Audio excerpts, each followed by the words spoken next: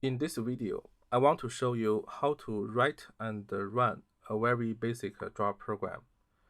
In order to avoid the trouble of installing GTK, I use online Java compiler here. So you can visit this link to use this compiler.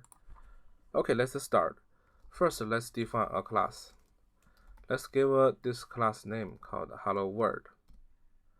And inside this class, let's define a main method. This method is the entering point for the program.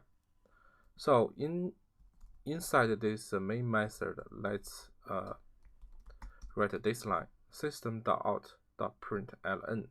Here, type hello world. Okay, so that's it. Next, let's choose the GTK version. Here, I want to use GTK 1.8, so I choose this one. Okay, and click the execute button.